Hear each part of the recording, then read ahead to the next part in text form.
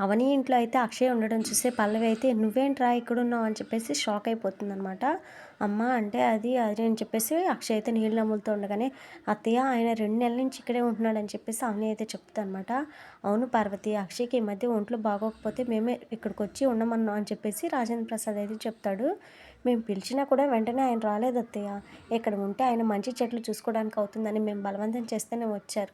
ఆయనకి ఇష్టం లేకుండానే వచ్చారు. ఇందులో ఆయన తప్పేం లేదు. మేమే ఈ విషయం దాచాం. మమ్మల్ని క్షమించండి" అని చెప్పేసి అవని అయితే అంటదనమాట.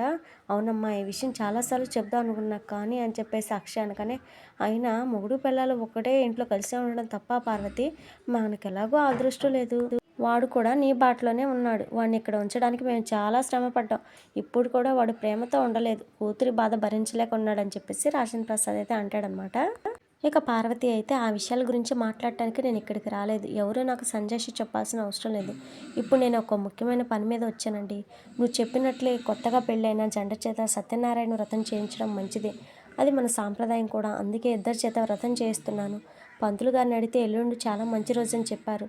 అవని కుంకుమ భరణి తీసుకురమ్మా" అని చెప్పేసి పార్వతి అయితే అసలు విషయం అయితే చెప్తుందన్నమాట. "ఎల్లుండి మన ఇంట్లో జరిగే సత్యనారాయణ స్వామి వ్రతానికి మీరందరూ తప్పకుండా రావాలని" చెప్పేసి బొట్టు పెట్టి పిలుస్తుందనమాట. "మనం చేసుకునే శుభకార్యానికి మేము రాకుండా ఎలా ఉంటాం అత్తయ్య? తప్పకుండా వస్తాం" అని చెప్పేసి అవని అయితే అంటది. "వ్రతానికి తప్పకుండా రండి" అని చెప్పేసి స్వరాజ్యానికి కూడా బొట్టు పెట్టి పిలుస్తుందనమాట. "అలాగే వదిన గారు, ఇది కళా నిజమా అనిపిస్తుంది. మొన్నటి వరకు మిమ్మల్ని చూస్తే ఎంతో భయమేసేది. కానీ ఇప్పుడు మీరు ఇలా ప్రశాంతంగా మాట్లాడటం చూస్తే చాలా సంతోషంగా ఉంది. మీరు ఇలాగే ఉండండి. మీలో ఆ నవ్వు ఎప్పుడూ చెదిరిపోకూడదని" చెప్పేసి స్వరాజ్యం అయితే అంటుందన్నమాట. ఇక పార్వతి అయితే "అక్షయ్, వ్రతంలో కూర్చునే వాళ్ళకి పెళ్ళికొడుకు తరపు వాళ్ళ అమ్మాయికి, పెళ్ళికూతురు తరపు వాళ్ళ అబ్బాయికి బట్టలు పెట్టడం అనేది ఆనవాయితీ. కాబట్టి ప్రణతి తరపున నేను, మీ నాన్న, భరత్ తరపున నువ్వు, అవని వచ్చి పూజలో కూర్చున్న వాళ్ళకి బట్టలు పెట్టాలిరా" అని చెప్పేసి చెప్పగానే అక్షయ్ అయితే బయటికి వెళ్ళిపోతాడనమాట. "మీరేం టెన్షన్ పడక్కర్లేదు. అక్షయ్ నేను చెప్తే వింటాడు. నేను వాడితో మాట్లాడతానని" చెప్పేసి పార్వతి అయితే అంటదనమాట. "అత్తయ్య, మీరు ప్రణతి భరతుల చేత వ్రతం చేస్తున్నందుకు చాలా అంటే చాలా సంతోషంగా ఉంది. థ్యాంక్స్ అత్తయ్య" అని చెప్పేసి అవని అయితే అంటదనమాట. "ఈ శుభకార్యాన్ని జరిపించాలని ఆలోచన చేసింది, నన్ను ఒప్పించింది నువ్వే కదా. నేనే నీకు థ్యాంక్స్ చెప్పాలి. నేను అక్షయ్‌తో మాట్లాడి వస్తా. మీరు తప్పకుండా వస్తారు కదా" అని చెప్పేసి అంటదనమాట. భార్యామణి చెప్పిన తర్వాత కాదనే ధైర్యం భర్తలకు ఉండదు శ్రీమతి గారు. తప్పకుండా వస్తాం అని చెప్పేసి రాజేంద్ర ప్రసాద్ అయితే అంటాడు. ఇక పార్వతి అయితే అక్షయ్‌తో "రేయ్, నువ్వు అవని భరత్ తరపున బట్టలు పెట్టాలంటే ఏం మాట్లాడకుండా బయటకొచ్చేసావేంట్రా" అని చెప్పేసి అడుగుతుందనమాట. "భరత్ ప్రణతిని పెళ్లి చేసుకోవడమే నాకు ఇష్టం లేదు. వాళ్ళ పెళ్ళికి కూడా నేను అక్కడ లేకుండా వచ్చేసాను. నా చెల్లిని వాడు చేసుకోవడమే ఇష్టం లేనప్పుడు వాడి తరపున పూజలో కూర్చోమంటావేంటమ్మా? మతి ఉండే మాట్లాడుతున్నావు" అని చెప్పేసి సీరియస్ అవుతాడనమాట. "రేయ్, నువ్వు అవని మీద ఉన్న కోపాన్ని నీ చెల్లెలి మీద, తన భర్త మీద చూపించడం ఏంట్రా? వాళ్ళు వాళ్ళ జీవితాలు దేవుడు చూపుతో చల్లగా ఉండాలని చేస్తున్న శుభకార్యం ఇది" అని చెప్పేసి పార్వతి అయితే అంటది. "శుభకార్యం కాదు, నాకు ఇష్టం లేని కార్యం. నేను అవనితో కలిసి రావడం, తనతో కూర్చొని వ్రతం జరిపించడం జరగని పని. ఈ విషయంలో నువ్వే కాదు, ఎవరు చెప్పినా నేను వినేదే లేదు, వచ్చేదే లేదు" అని చెప్పేసి అక్షయ్ అయితే అంటాడనమాట. ఇంతలో రాజేంద్ర ప్రసాద్ వచ్చి "రేయ్, ఈ పంతాలు పట్టింపుల వల్ల ఏమైనా ఉపయోగం ఉందా? చెప్పురా" అని చెప్పేసి అంటాడనమాట.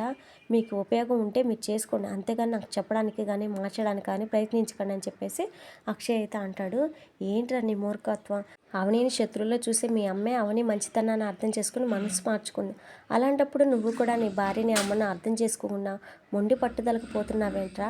ఎవరు మారినా నువ్వు మాత్రం మారవా" అని చెప్పేసి రాజేంద్ర ప్రసాద్ అయితే సీరియస్ అవుతాడనమాట. "మారను, నన్ను ఎవరు మార్చలేరు. మీరు అనుకున్నట్లుగా అమ్మ అవని మంచితనాన్ని అర్థం చేసుకుని మారలేదు. అవని నా చెల్లెల్ని, తమ్ముళ్ళని, మిమ్మల్ని మార్చినట్లే మా అమ్మను కూడా మార్చేసింది. ఇప్పుడు నా కూతుర్ని, మా అమ్మని అడ్డం పెట్టుకుని నన్ను కూడా మార్చాలని చూస్తుంది. జరిగినవన్నీ మర్చిపోయి చేతగాని వాళ్ళు అన్నిటికీ తల ఊపడానికి నేనేమైనా పిచ్చివాడిని అనుకుంటున్నారా" అని చెప్పేసి అక్షయ్ అయితే అంటాడనమాట.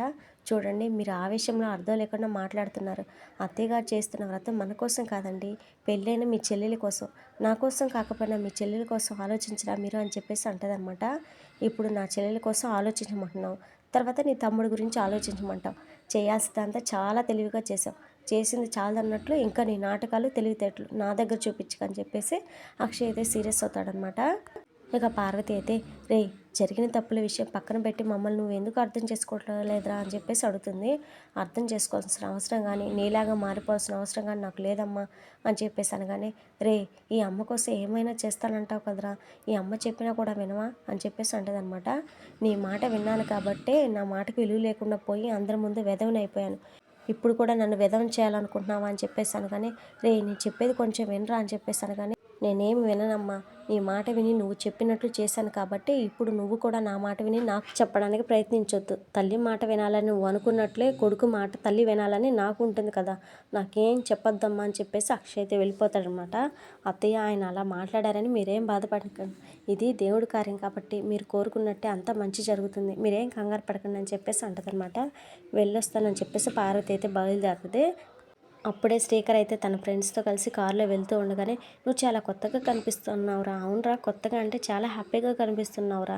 మీ ఫ్యామిలీ ప్రాబ్లమ్స్ వల్ల ఎప్పుడు డిస్టర్బ్గా కనిపించేవాడివి, కానీ ఇప్పుడు ఏంటో రిలీఫ్గా కనిపిస్తున్నావు అని చెప్పేసాను. కానీ అవునరా, ఒక ఫ్రాడ్ గాడు మంచోడు అనుకున్నది మా అమ్మ మా సిస్టర్ని వాడికి ఇచ్చి పెళ్లి చేయాలని చూసింది. కానీ వదిన వాడు మోసగాడని తెలుసుకుని వాళ్ళ ఫ్యామిలీని అరెస్ట్ చేయించి నా చెల్లెలు ప్రేమించిన మా వదిన తమ్ముడితో పెళ్లి చేయించిందిరా. నా చెల్లి జీవితం స్పాయిల్ అవ్వనందుకు నాకు చాలా సంతోషంగా ఉందని అని చెప్పేసి అంటాడనమాట.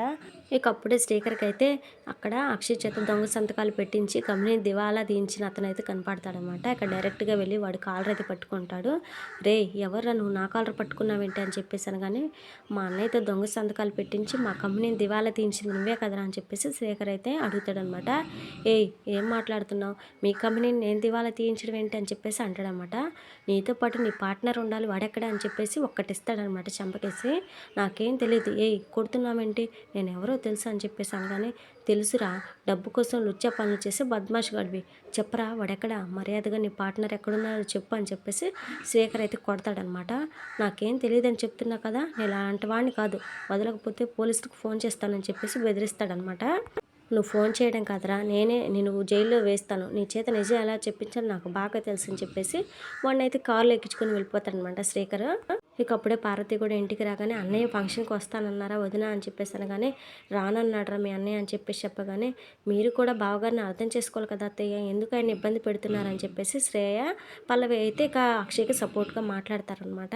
దురదృష్టవంతులకు పెళ్లి జరగటమే ఎక్కువ, మళ్ళీ వ్రతాలు అవి ఎందుకు చెప్పండి, అందరూ ఒప్పుకుంటే ఏ పనైనా సవ్యంగా జరుగుతుంది, కొందరు ఇష్టపడి కొందరికి ఇష్టం లేకుండా ఏ పనైనా జరిగితే అది శుభకార్యం అవ్వదు అత్తయ్య, అశుభంగా మారుతుంది, ఈ వ్రతం చేయకపోవడమే మంచిది అని చెప్పేసి శ్రేయ అయితే అంటదనమాట. ఇది ఫ్రెండ్స్ మరి వాళ్ళ వీడియో, తప్పకుండా లైక్ చేసి సపోర్ట్ చేయండి.